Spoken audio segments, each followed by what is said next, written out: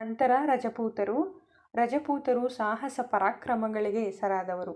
ಅವರು ತಮ್ಮನ್ನು ಕ್ಷತ್ರಿಯರು ಅಂತ ಹೇಳ್ಕೊತಾ ಇರ್ತಾರೆ. ಜೊತೆಗೆ ಅವರು ತಮ್ಮದು ಸೂರ್ಯವಂಶ ಮತ್ತು ಚಂದ್ರವಂಶ ಎಂದು ಗುರುತಿಸಿಕೊಳ್ಳುತ್ತಾರೆ. ರಜಪೂತ ವಂಶಗಳು ಉತ್ತರ ಭಾರತದಲ್ಲಿ ಸುಮಾರು 500 ವರ್ಷಗಳ ಕಾಲ 500 ವರ್ಷಗಳ ಕಾಲ ಆಳ್ವಿಕೆಯನ್ನು ನಡೆಸ್ತಾರೆ. ಅವರು ಕ್ಷತ್ರಿಯರು ಅಂತ ಹೇಳ್ಕೊತಾರೆ. ಜೊತೆಗೆ ಅವರು ಸೂರ್ಯವಂಶಕ್ಕೆ ಮತ್ತು ಚಂದ್ರವಂಶಕ್ಕೆ ತಾವು ಸೇರಿದವರು ಅಂತ ಹೇಳ್ಕೊತಾ ಇರ್ತಾರೆ. ರಜಪೂತರು ಸುಮಾರು 500 ವರ್ಷಗಳ ಕಾಲ ಉತ್ತರ ಭಾರತವನ್ನು ಅವರು ಆಳ್ವಿಕೆಯನ್ನು ಮಾಡ್ತಾರೆ. ಅದೊಂದು ಭವ್ಯವಾದ ಕಾಲವಾಗಿತ್ತು. ಸೈನಿಕ ದಿಗ್ವಿಜಯಗಳ ಮೂಲಕ ಎದುರುಗೊಂಡಿದ್ದ ಅರಬ್ಬರು, ಟರ್ಕರು ಮತ್ತು ಮೊಘಲರನ್ನು ಎದುರಿಸಿ ಅವರೊಡನೆ ದಿಟ್ಟತನದಿಂದ ಹೋರಾಡಿದವರು ಇವರೇ. ನಮ್ಮ ಭಾರತದ ಮೇಲೆ ಆಕ್ರಮಣವನ್ನು ಮಾಡಿದಂತಹ ಅರಬ್ಬರು, ಟರ್ಕರು ಮತ್ತು ಮೊಘಲರು ಈ ವಿದೇಶಿಗರ ವಿರುದ್ಧ ತುಂಬ ಶೌರ್ಯದಿಂದ ಪರಾಕ್ರಮದಿಂದ ಹೋರಾಡಿದಂತಹ ಒಂದು ರಾಜಮನೆತನ ಅಂತಂದರೆ ಯಾವುದು? ರಜಪೂತ ರಾಜಮನೆತನ. ಇವರನ್ನು ಅವರು ಅತ್ಯಂತ ಬಲಿಷ್ಠವಾಗಿ ಎದುರಿಸ್ತಾ ಹೋಗ್ತಾರೆ. ರಜಪೂತರ ಗುಣಧರ್ಮಗಳು. ಭಾರತದ ಇತಿಹಾಸದಲ್ಲಿ ರಜಪೂತರಿಗೆ ಒಂದು ವಿಶಿಷ್ಟವಾದ ಸ್ಥಾನವಿದೆ. ಅವರು ಗೋವುಗಳು, ಅನಾಥರು, ದುರ್ಬಲರು ಮತ್ತು ಸ್ತ್ರೀಯರ ರಕ್ಷಣೆ ಮಾಡುವುದು ತಮ್ಮ ಧರ್ಮವೆಂದು ಅವರು ಭಾವಿಸಿದ್ದರು. ಅವರ ಪ್ರಮುಖ ಧರ್ಮ ಯಾವುದು ಅಂತ ಅವರು ಭಾವಿಸಿದರು ಅಂತಂದರೆ ಗೋವುಗಳು ಅಂದರೆ ಹಸುಗಳನ್ನು, ಅನಾಥರನ್ನು ಮತ್ತು ದುರ್ಬಲರನ್ನು, ಸ್ತ್ರೀಯರನ್ನು ರಕ್ಷಣೆ ಮಾಡುವುದು ತಮ್ಮ ಧರ್ಮ ಅಂತ ಅವರು ಭಾವಿಸಿದರು. ಅದರ ಜೊತೆಗೆ ಶರಣಾಗತರಾದವರನ್ನು ಅಂದರೆ ಯುದ್ಧದಲ್ಲಿ ಶರಣಾಗತರಾದಂಥವರನ್ನು ರಕ್ಷಿಸುತ್ತಿದ್ದರು. ಅವರು ತಮ್ಮ ಪೂರ್ವಜರ ಪರಾಕ್ರಮಗಳ ಬಗ್ಗೆ ಕಥೆಗಳನ್ನು ಹಾಡಿ ಅವರು ಸ್ಫೂರ್ತಿಯನ್ನು ಪಡೆದುಕೊಳ್ತಾ ಇದ್ದರು. ಇನ್ನು ರಜಪೂತ ಸ್ತ್ರೀಯರು ಅತೀ ಧೈರ್ಯಶಾಲಿಗಳಾಗಿದ್ದರು. ಸ್ತ್ರೀಯರು ತಮ್ಮ ಪತಿಯನ್ನು ಯುದ್ಧದಲ್ಲಿ ಕಳೆದುಕೊಂಡಾಗ ಅವಮಾನಿತರಾಗಿ ಬಾಳುವುದಕ್ಕಿಂತ ಮರಣವೇ ಲೇಸೆಂದು ಭಾವಿಸಿ ಸಾಮೂಹಿಕ ಆತ್ಮಾರ್ಪಣೆ ಮಾಡಿಕೊಳ್ಳುತ್ತಿದ್ದರು. ಈ ರೂಢಿಯನ್ನು ಜೋಹರ್, ನೆನಪಿಟ್ಕೋಬೇಕು, ಏನಂತ ಕರಿತಾ ಇದ್ರು ಇದನ್ನು ಅಂತಂದರೆ ಜೋಹರ್ ಪದ್ಧತಿ ಎನ್ನುವರು.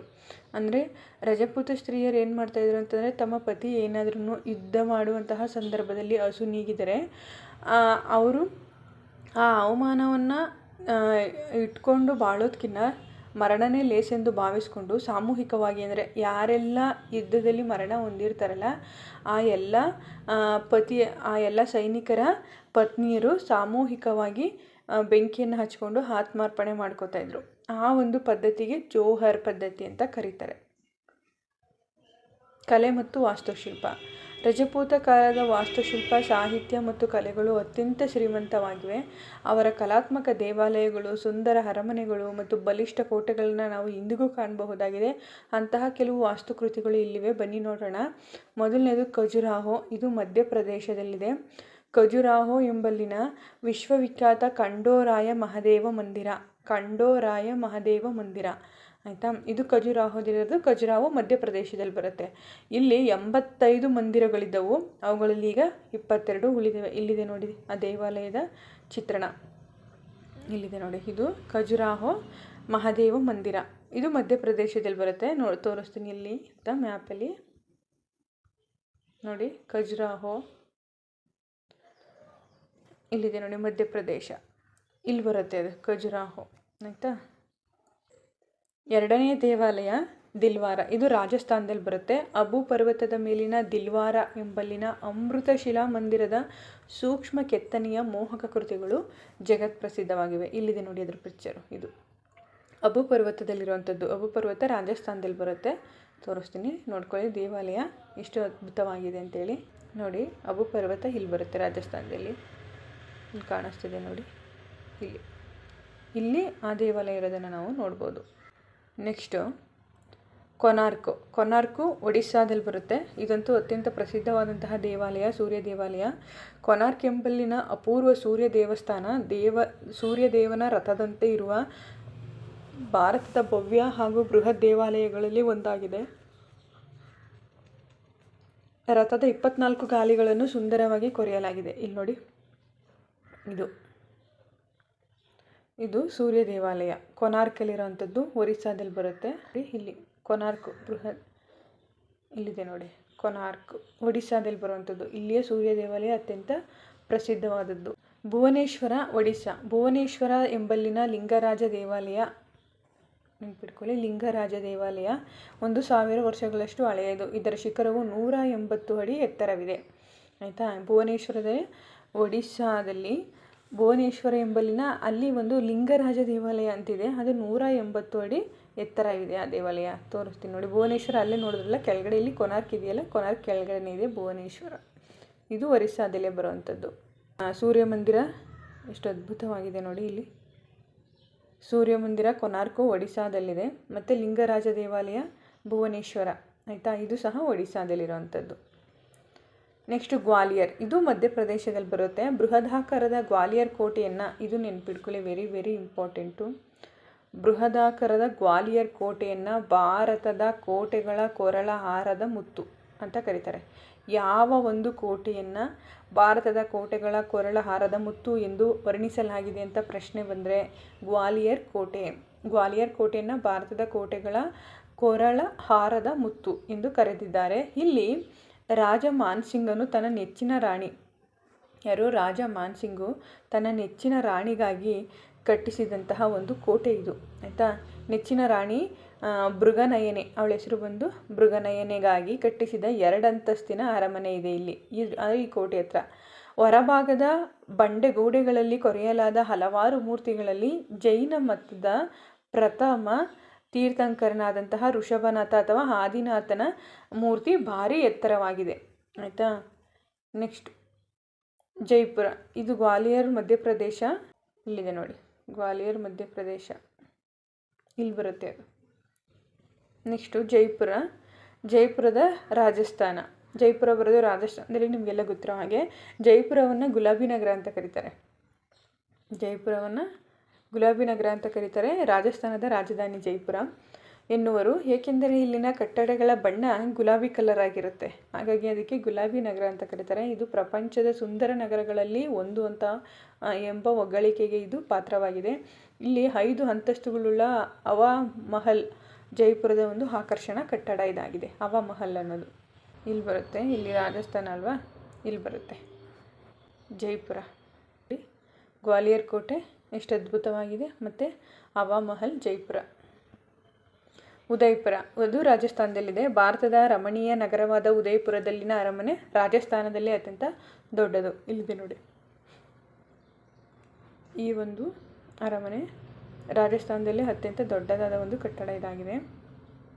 ನೆಕ್ಸ್ಟು ಚಿಕಣಿ ಚಿತ್ರಗಳು ಅಂತೇಳಿ. ರಜಪೂತರು ಭಿತ್ತಿ ಮತ್ತು ಚಿಕಣಿ ಚಿತ್ರಗಳನ್ನು ಪ್ರೋತ್ಸಾಹಿಸಿದರು. ಚಿಕಣಿ ಚಿತ್ರಗಳು ಅಂತಂದರೆ ಇಲ್ಲಿ ಕೊಟ್ಟಿದ್ದಾರೆ ನೋಡಿ ಚಿತ್ರದಲ್ಲಿ. ಇದನ್ನು ಈ ರೀತಿಯ ಒಂದು ಕಲೆಗೆ ಚಿಕಣಿ ಚಿತ್ರಗಳು ಅಂತ ಕರೀತಾ ಇರ್ತಾರೆ. ಚಿಕಣಿ ಚಿತ್ರವೆಂದರೆ ನಾಜೂಕಾಗಿ ಚಿತ್ರಿಸಿದ ಒಂದು ಕಿರುಚಿತ್ರ, ಆಯಿತಾ. ಎಷ್ಟು ಅದ್ಭುತವಾಗಿದೆ ನೋಡಿ. ದೇವಾಲಯ, ಅರಮನೆ, ಕೋಟೆಯ ಗೋಡೆಗಳು ಹಾಗೂ ಪುಸ್ತಕಗಳಲ್ಲಿ ಅಲಂಕಾರ ಚಿತ್ರಗಳನ್ನು ಕಲಾವಿದರು ರಚಿಸುತ್ತಿದ್ದರು. ಈ ಚಿಕಣಿ ಚಿತ್ರಗಳನ್ನು ಅವರು ಅರಮನೆ, ಕೋಟೆಯ ಗೋಡೆಗಳ ಮೇಲೆ, ಅರಮನೆಯ ಗೋಡೆಗಳ ಮೇಲೆ, ಪುಸ್ತಕಗಳಲ್ಲಿ ಅವರು ಚಿತ್ರವನ್ನು ಬಿಡಿಸ್ತಾ ಇರ್ತಾರೆ ನೋಡಿ. ಇಷ್ಟು ಅದ್ಭುತವಾದ ಒಂದು ಚಿತ್ರ ಇದಾಗಿದೆ. ನೆಕ್ಸ್ಟು ಸಾಹಿತ್ಯ. ರಜಪೂತರ ಕಾಲದಲ್ಲಿ ಸಂಸ್ಕೃತ ಸಾಹಿತ್ಯ ಉಸುಲಾಗಿ ಬೆಳೆಯಿತು.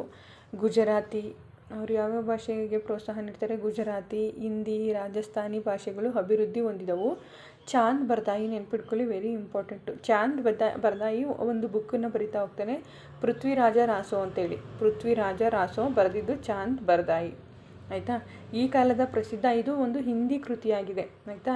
ರಜಪೂತ್ ದೊರೆಗಳಲ್ಲಿ ಅನೇಕ ಮಂದಿ ಸ್ವತಃ ವಿದ್ವಾಂಸರಾಗಿದ್ದರು, ಅಂದರೆ ರಾಜರು ಸಹ ಆಗಿರ್ತಾರೆ, ಅವರು ಕವಿಗಳು ಆಗಿರ್ತಾರೆ. ಕವಿಗಳಿಗೆ ಆಶ್ರಯ ನೀಡಿದರು. ಮತ್ತು ಇನ್ನೊಬ್ಬ ಕವಿ ಬರ್ತಾನೆ, ಪ್ರಸಿದ್ಧ ಕವಿ ಗೀತಾ ಗೋವಿಂದ ಅನ್ನೋ ಒಂದು ಕೃತಿಯನ್ನು ಬರೀತಾನೆ. ಜಯದೇವ ಕವಿ ಅಂತ ಹೇಳ್ಬಿಟ್ಟು, ಆಯಿತಾ. ಜಯದೇವ ಕವಿ ಗೀತಾ ಗೋವಿಂದ ಕೃತಿಯನ್ನು ಬರೀತಾನೆ. ಅವನು ಸೇನರ ಆಸ್ಥಾನದಲ್ಲಿದ್ದನು. ನೆಕ್ಸ್ಟು ನಳಂದ, ಕಾಶಿ, ವಿಕ್ರಮಶೀಲ, ಉಜ್ಜಯಿನಿ ಮುಂತಾದ ಪ್ರಾಚೀನ ವಿದ್ಯಾಕೇಂದ್ರಗಳಿಗೆ ರಜಪೂತರು ಹಣ ಸಹಾಯವನ್ನು ಅಥವಾ ಆರ್ಥಿಕ ಸಹಾಯವನ್ನು, ಅವರ ಕೈಲಾದಂತಹ ಬೆಂಬಲವನ್ನು ಅವರು ನೀಡ್ತಾ ಇರ್ತಾರೆ. ನೆಕ್ಸ್ಟು ರಜಪೂತ ಮನೆತನಗಳು. ಭಾರತದ ಇತಿಹಾಸದಲ್ಲಿ ಅನೇಕ ರಜಪೂತ ಮನೆತನಗಳು ಪ್ರಮುಖ ಪಾತ್ರ ವಹಿಸಿದವು. ಅವುಗಳ ಪೈಕಿ ರಜಪೂತರಲ್ಲಿ ಪ್ರಮುಖವಾಗಿ ನಾವು 4 ಮನೆತನಗಳನ್ನು ನೋಡಬಹುದು. ಅವುಗಳಲ್ಲಿ ನೋಡಿ, ಗೂರ್ಜರ ಪ್ರತಿಹಾರರು, ಪಾಲರು, ಚೌಹಾಣರು ಮತ್ತು ಗುಹಿಲರು ಅಂತೇಳಿ. ಗೂರ್ಜರ ಪ್ರತಿಹಾರರು, ಪಾಲರು, ಚೌಹಾಣರು ಮತ್ತು ಗುಹಿಲರು, ಈ ರೀತಿಯಾಗಿ ನಾವು ರಜಪೂತ ಮನೆತನಗಳನ್ನು ವಿಂಗಡಣೆಯನ್ನು ಮಾಡ್ತೀವಿ. ಅದರಲ್ಲಿ ನಾವು ಒಂದೊಂದಾಗಿ ನೋಡ್ತಾ ಹೋಗೋದಾದರೆ, ಮೊದಲನೇದಾಗಿ ಗೂರ್ಜರ ಪ್ರತಿಹಾರರು. ಈ ಗೂರ್ಜರ ಪ್ರತಿಹಾರರ ದೊರೆಗಳು ಮಧ್ಯಪ್ರದೇಶದ ಆವಂತಿ ಅಂತಂದರೆ ಈಗಿನ ಉಜ್ಜಯಿನಿ ನೋಡಿ, ಆ ಸ್ಥಳ ಇಲ್ಲಿ ಬರುತ್ತೆ. ಇಲ್ಲಿ ನೋಡಿ ಅವರು ಈ ಸ್ಥಳವನ್ನು ಇಲ್ಲಿ ನೋಡಿ ಈ ಒಂದು ಜಾಗವನ್ನು ಅವರು ಆಳ್ವಿಕೆಯನ್ನು ಮಾಡ್ತಾರೆ. ಅಲ್ಲಿ ಉಜ್ಜಯಿನಿ ಅನ್ನೋ ಒಂದು ಸ್ಥಳವನ್ನು ಅವರು ಆಳ್ವಿಕೆಯನ್ನು ಮಾಡ್ತಾ ಇರ್ತಾರೆ. ಈ ಒಂದು ಗುರ್ಜರ ಪ್ರತಿಹಾರರಲ್ಲಿ ಅತ್ಯಂತ ಪ್ರಮುಖನಾದಂತಹ ರಾಜ ಅಂತಂದರೆ ಅದು ನಾಗಭಟ. ಆಯಿತಾ, ನಾಗಭಟ ಅಂತ ನಾನು ಈ ಒಂದು ವಂಶದ ಪ್ರಸಿದ್ಧ ರಾಜ ಆಗಿರ್ತಾನೆ. ಅವನು ಪ್ರಮುಖವಾಗಿ ಮಾಡಿದಂತಹ ಒಂದು ಕೆಲಸ ಅಂತಂದರೆ ಅರಬ್ಬರ ದಂಡಯಾತ್ರೆಯಿಂದ ಭಾರತವನ್ನು ರಕ್ಷಿಸ್ತಾನೆ. ಅವನು ಭಾರತವನ್ನು ರಕ್ಷಿಸಿದ ಕೀರ್ತಿ ಈತನಿಗೆ ಸಲ್ಲುತ್ತದೆ. ಅರಬ್ಬರು ಆವಾಗಿಂದಾಗ ಕಂಟಿನ್ಯೂಸ್ ಆಗಿ ಭಾರತದ ಮೇಲೆ ಆಕ್ರಮಣವನ್ನು ಮಾಡ್ತಾ ಇರ್ತಾರೆ. ಅವರಿಂದ ನಮ್ಮ ಭಾರತವನ್ನು ರಕ್ಷಣೆಯನ್ನು ಮಾಡ್ತಾನೆ ಇವನು. ಅನಂತರದಲ್ಲಿ ಈ ಒಂದು ವಂಶದಲ್ಲಿ ಬರುವಂತಹ ಮತ್ತೊಬ್ಬ ಶ್ರೇಷ್ಠ ರಾಜ ಅಂತಂದರೆ ಅದು ಭೋಜ ಅಂತ ಹೇಳಿ, ಭೋಜ ರಾಜ. ಭೋಜ ಇವನು ದೊರೆ ಆಗಿರೋದ್ರ ಜೊತೆಗೆ ಸಾಹಿತಿಯೂ ಆಗಿರ್ತಾನೆ. ಆ ಕಾಲದ ಭಾರತದ ಪ್ರತಿಷ್ಠಿತ ನಗರವಾದಂತಹ ಕನೌಜ್ ಇವನು ವಶಪಡಿಸ್ಕೊತಾನೆ. ಕನೌಜನ್ನು ನೋಡಿ, ಕನೌಜ್ ಎಲ್ಲಿ ಬರುತ್ತೆ ಅಂತ ತೋರಿಸ್ತೀನಿ. ಕನೌಜ್ ಇದು ವರ್ಧನರ ರಾಜಧಾನಿಯೂ ಸಹ ಆಗಿರುತ್ತೆ. ನೋಡಿ, ಆಗಿನ ಕಾಲಕ್ಕೆ ಇದೊಂದು ಸರ್ವಶ್ರೇಷ್ಠವಾದಂತಹ ಒಂದು ಸ್ಥಳ ಆಗಿರುತ್ತೆ. ಈ ಒಂದು ಪ್ರತಿಷ್ಠಿತ ಸ್ಥಳವನ್ನು ಅವನು ವಶಪಡಿಸ್ಕೊತಾನೆ ಭೋಜರಾಜ. ಬಂಗಾಲದ ಪಾಲರನ್ನು ಇವನು ಸೋಲಿಸಿದನು.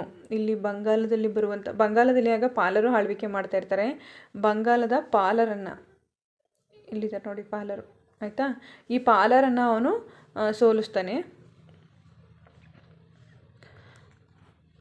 ಸೋಲಿಸಿದನು. ಇವನ ರಾಜ್ಯವನ್ನು ಸಂದರ್ಶಿಸಿದ ಅರಬ್ ಪ್ರವಾಸಿ, ಇದು ಇಂಪಾರ್ಟೆಂಟ್ ಪ್ರಶ್ನೆ, ಭೋಜರಾಜನ ಅರಮನೆಗೆ ಭೇಟಿ ನೀಡಿದಂತಹ ಅರಬ್ ಪ್ರವಾಸಿ ಯಾರು ಅನ್ನೋ ಕ್ವಶನ್ ಇರುತ್ತೆ. ಸುಲೈಮನ್ ಅಂತ ಹೇಳ್ಬಿಟ್ಟು ಅವನು ಭೋಜರಾಜನ ಅರಮನೆಗೆ ಬಂದಿರ್ತಾನೆ. ಇವನು ಒಬ್ಬ ಅರಬ್ ಪ್ರವಾಸಿ. ಆಯಿತಾ, ಈತನು ಘನವಂತ ದೊರೆ, ಅರಬ್ಬರ ಶತ್ರು, ಒಳ್ಳೆಯ ಅಶ್ವದಳ ಉಳ್ಳವನು ಎಂದಿದ್ದಾನೆ.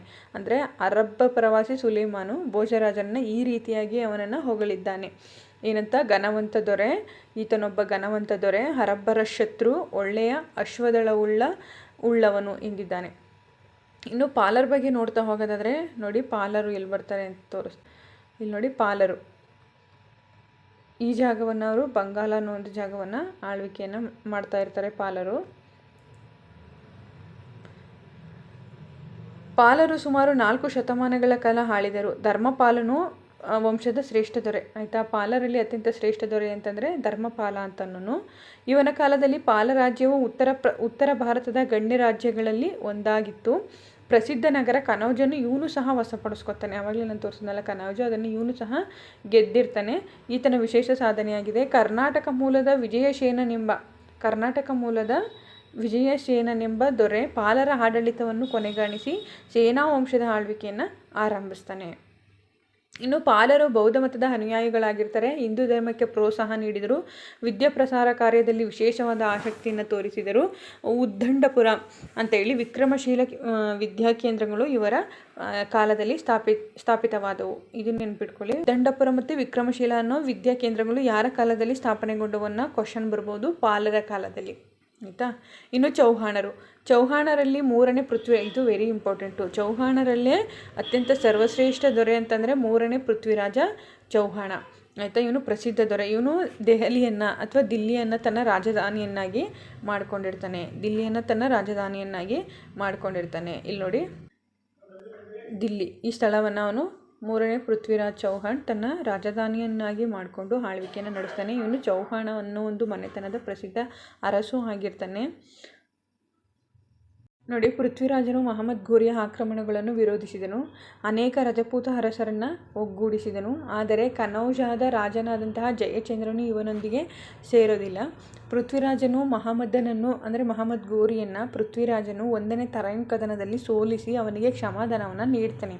ಆದರೆ ಅದರ ಮುಂದಿನ ವರ್ಷ ಮತ್ತೆ ಮಹಮ್ಮದ್ ಘೋರಿ ಪೃಥ್ವಿರಾಜನ ಮೇಲೆ ದಂಡೆತ್ತಿ ಬರ್ತಾನೆ. ಆ ಒಂದು ಯುದ್ಧದಲ್ಲಿ ಪೃಥ್ವಿರಾಜನನ್ನು ಸೋಲಿಸಿದ ನಂತರ ಪೃಥ್ವಿರಾಜ ಅಲ್ಲಿಂದ ಆ ಒಂದು ರಣರಂಗದಿಂದ ಓಡೋಗೋಕ್ಕೆ ಪ್ರಯತ್ನ ಪಡ್ತಾನೆ.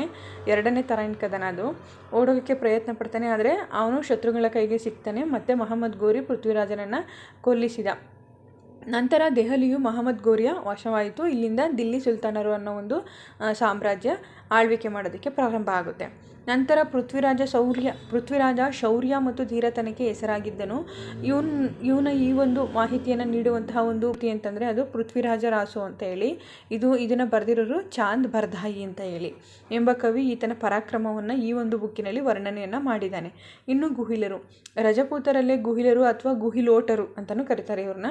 ಇವರು ವೀರ ಪರಂಪರೆಯ ವಂಶದವರು. ಈ ವಂಶದ ದೊರೆ ಕೋಮಾಣ್ಣ ಅಂತೇಳಿ, ಇದನ್ನು ನೆನ್ಪಿಟ್ಕೊಳ್ಳಿ. ಕೋಮಾಣ್ಣ ಅರಬ್ಬರ ದಾಳಿಯಿಂದ ತನ್ನ ರಾಜ್ಯವನ್ನು ರಕ್ಷಿಸಿ ಬಪ್ಪರಾವಲ್ ಎಂಬ ಬಿರುದನ್ನು ಪಡೆದಿರ್ತಾನೆ. ಬಪ್ಪರಾವಲ್ ಎಂದರೆ ಏನು ಅಥವಾ ಬಪ್ಪರಾವಲ್ ಎಂದರೆ ಯಾರು ಅಂತಂದರೆ ಕೋಮಣ್ಣನನ್ನು ಬಪ್ಪರಾವಲ್ ಅಂತ ಕರಿತಾ ಇರ್ತಾರೆ. ಅವನಿಗೆ ಅದಿದ್ದಂತಹ ಬಿರುದು. ಈ ಮನೆತನದ ರಾಣ ಕುಂಭನು ದಿಲ್ಲಿ ಸುಲ್ತಾನರ ವಿರುದ್ಧ ಹೋರಾಡಿ ರಾಜ್ಯವನ್ನು ರಕ್ಷಿಸಿದ ಪರಾಕ್ರಮಿ.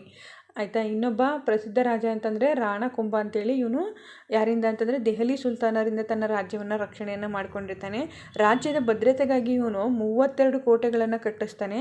ಅದರಲ್ಲಿ ಚಿತ್ತೋಡಗಡದ ಪ್ರಖ್ಯಾತ ವಿಜಯ ಸ್ತಂಭವು ಈತನ ಪ್ರಮುಖ ಕೊಡುಗೆಯಾಗಿರುತ್ತೆ. ಇಲ್ಲಿದೆ ನೋಡಿ ಚಿತ್ರ, ಇದು ನೋಡಿ, ಈ ಒಂದು ಸ್ತಂಭವನ್ನು ಅವನು ಕಟ್ಟಿಸ್ತಾನೆ ಚಿತ್ತೋಡಗಡದಲ್ಲಿ. ಯಾರು? ರಾಣಕುಂಭನ ರಾಜ. ರಾಣಸಂಗ ಅಥವಾ ರಾಣ ಸಂಗ್ರಾಮ ಸಿಂಹ, ಇನ್ನೊಬ್ಬ ಪ್ರಸಿದ್ಧ ದೊರೆ ಬರ್ತಾನೆ ಈ ಒಂದು ಸಾಮ್ರಾಜ್ಯದಲ್ಲಿ. ರಾಣಸಂಗ ಅಥವಾ ರಾಣ ಸಂಗ್ರಾಮ ಸಿಂಹನು ಗುಹಿಲ ವಂಶದ ಇನ್ನೊಬ್ಬ ಖ್ಯಾತ ದೊರೆಯಾಗಿರ್ತಾನೆ. 100 ಕದನಗಳ ವೀರ. ಇದು ವೆರಿ ವೆರಿ ಇಂಪಾರ್ಟೆಂಟು, ನೆನ್ಪಿಟ್ಕೊಳ್ಳಿ. 100 ಕದನಗಳ ವೀರ ಎಂದು ಯಾರನ್ನು ಕರೆಯಲಾಗುತ್ತದೆ ಅಂತಂದರೆ ರಾಣಸಂಗ ಅಥವಾ ರಾಣ ಸಂಗ್ರಾಮ ಸಿಂಹ. ಇವನನ್ನು 100 ಕದನಗಳ ವೀರ ಎಂದು ಕರೆಯಲಾಗುತ್ತದೆ. ಈತನ ದೇಹದಲ್ಲಿ ಯುದ್ಧದ 80 ಗಾಯಗಳ ಕಲೆಗಳಿದ್ವಂತೆ. ಇದು ಪ್ರಶ್ನೆ ಆಗ್ಬೋದು. ಯಾವ ರಾಜ ಯುದ್ಧದ 80 ಗಾಯಗಳ ಕಲೆಗಳನ್ನು ಹೊಂದಿದ್ದ ಅಂತಂದರೆ ಅದು ರಾಣಸಿಂಗ ಅಥವಾ ರಾಣ ಸಂಗ್ರಾಮ ಸಿಂಹ. ಇವನು ದೆಹಲಿಯ ಸುಲ್ತಾನರ ವಿರುದ್ಧ ಸತತವಾಗಿ ಹೋರಾಟವನ್ನು ಮಾಡಿರ್ತಾನೆ. ರಾಜಪೂತರ ಕಾಲದ ಆರ್ಥಿಕ ಸ್ಥಿತಿಯನ್ನು ನೋಡೋದಾದರೆ, ಗುಪ್ತರ ಕಾಲದಿಂದಲೂ ಸರ್ಕಾರದಲ್ಲಿ ಸೇವೆ ಸಲ್ಲಿಸಿದವರಿಗೆ ಜಮೀನನ್ನು ಹುಂಬಳಿಯಾಗಿ ನೀಡಲಾಗಿತ್ತು. ಇದು ಜಮೀನ್ದಾರಿ ಪದ್ಧತಿಯಾಗಿ ಪರಿವರ್ತನೆಗೊಂಡಿತು. ಈ ಪದ್ಧತಿ ಸಾಮಾನ್ಯ ರೈತರಿಗೆ ಕಷ್ಟ ನೀಡಿತು. ಪಟ್ಟಣಗಳಲ್ಲಿ ವ್ಯಾಪಾರಿಗಳು, ಕುಶಲಕರ್ಮಿಗಳು ನೆಲೆಸಿದ್ದು ವೈಶ್ಯರು ವ್ಯಾಪಾರ, ಹಣಕಾಸು ಲೇವಾದೇವಿ ಮಾಡುತ್ತಿದ್ದರು. ಇನ್ನು ವಿದೇಶಿ ವ್ಯಾಪಾರ ನಡೆಯುತ್ತಿತ್ತು. ಹೆಚ್ಚಾಗಿ ಅರಬ್ ವರ್ತಕರು ಭಾರತದೊಂದಿಗೆ ವ್ಯಾಪಾರ ಮಾಡುತ್ತಿದ್ದರು. ಸಾಂಬಾರ ಪದಾರ್ಥಗಳು, ಹತ್ತಿ ಮತ್ತು ರೇಷ್ಮೆ ವಸ್ತ್ರಗಳು, ಸುಗಂಧ ದ್ರವ್ಯಗಳು ಮತ್ತು ವಜ್ರಗಳು ಭಾರತದಿಂದ ರಫ್ತಾಗುತ್ತಿದ್ದವು. ಕುದುರೆಗಳನ್ನು ಮಧ್ಯ ಏಷ್ಯಾ, ಅರೇಬಿಯಾಗಳಿಂದ ಆಮದು ಮಾಡಿಕೊಳ್ಳುತ್ತಿದ್ದರು. ಇಲ್ಲಿ ಪ್ರಮುಖವಾಗಿ ನೀವು ನೆನ್ಪಿಟ್ಕೋಬೇಕಾಗಿರೋ ಅಂಶ ಅಂತಂದರೆ ಯಾವ ವಸ್ತುಗಳನ್ನು ಭಾರತ ರಫ್ತು ಮಾಡ್ತಾಯಿತ್ತು ಮತ್ತು ಯಾವ ವಸ್ತುಗಳನ್ನು ಆಮದು ಮಾಡ್ಕೋತಾ ಇತ್ತು ಅಂತ ಹೇಳಿ. ಇಲ್ಲಿ ನೋಡಿ, ಹತ್ತಿ ಮತ್ತು ರೇಷ್ಮೆ ವಸ್ತ್ರಗಳು, ಸುಗಂಧ ದ್ರವ್ಯಗಳು ಮತ್ತು ವಜ್ರಗಳು ಭಾರತದಿಂದ ಬೇರೆ ದೇಶಗಳಿಗೆ ರಫ್ತಾಗುತ್ತಿದ್ದವು. ಇನ್ನು ಕುದುರೆಗಳನ್ನು ಮಧ್ಯ ಏಷ್ಯಾದಿಂದ ಮತ್ತು ಅರೇಬಿಯಾಗಳಿಂದ ಆಮದು ಮಾಡ್ಕೊಳ್ತಾ ಇತ್ತು ಭಾರತ. ರಜಪೂತರು ಕಂದಾಯದ ಆದಾಯದಲ್ಲಿ ಹೆಚ್ಚಿನ ಹಣವನ್ನು ಕೋಟೆ, ದೇವಾಲಯಗಳ ನಿರ್ಮಾಣಗಳಿಗೆ ಅವರು ವಿನಿಯೋಗಿಸ್ತಾ ಇದ್ರು. ಇದರಿಂದ ಜನರಿಗೆ ಉದ್ಯೋಗ ಸಿಗ್ತಾ ಇತ್ತು. ಇನ್ನು ಅವರ ಸಾಮಾಜಿಕ ಸ್ಥಿತಿಯನ್ನು ನೋಡೋದಾದರೆ, ರಜಪೂತರ ಕಾಲದಲ್ಲಿ ವೃತ್ತಿಗೆ ಅನುಗುಣವಾಗಿ ವಿವಿಧ ವರ್ಗಗಳಿದ್ದವು. ಸಮಾಜದಲ್ಲಿ ಸ್ತ್ರೀಯರಿಗೆ ಗೌರವ ಸ್ಥಾನವಿತ್ತು. ಸ್ತ್ರೀಯರು ಸಾಹಿತ್ಯ, ನೃತ್ಯ, ಸಂಗೀತ, ಚಿತ್ರಕಲೆ, ಕಸೂತಿ ಕೆಲಸಗಳಲ್ಲಿ ಅವರು ಪರಿಣಿತರಾಗಿದ್ದರು. ಇನ್ನು ರಜಪೂತರು ಪುಣ್ಯಕ್ಷೇತ್ರಗಳಲ್ಲಿ ಸ್ನಾನ ಮಾಡುವುದು ಪವಿತ್ರವೆಂದು ಅವರು ತಿಳ್ಕೊಂಡಿದ್ರು. ಬ್ರಹ್ಮನ ಆವಾಸವೆನಿಸಿದಂತಹ ಪುಷ್ಕರ ಅಂದರೆ ಅಜ್ಮೀರ್ ಸಮೀಪ ಇರುವಂಥದ್ದು, ಅದು ಒಂದು ಗಣ್ಯ ಯಾತ್ರಾ ಸ್ಥಳವೆನಿಸಿತು. ಪ್ರತಿ ವರ್ಷ ಇಲ್ಲಿ ನಡೆಯುತ್ತಿದ್ದಂತಹ ದೊಡ್ಡ ಒಂಟೆ ಜಾತ್ರೆಯು ಈಗಲೂ ಸಹ ಪ್ರಸಿದ್ಧ ಆಗಿರೋದನ್ನು ನಾವು ನೋಡ್ಬೋದು. ಇಲ್ಲಿ ನೋಡಿ, ಒಂಟೆ ಜಾತ್ರೆಯ ಚಿತ್ರವನ್ನು ಕೊಟ್ಟಿದ್ದಾರೆ ಪುಷ್ಕರದಲ್ಲಿ.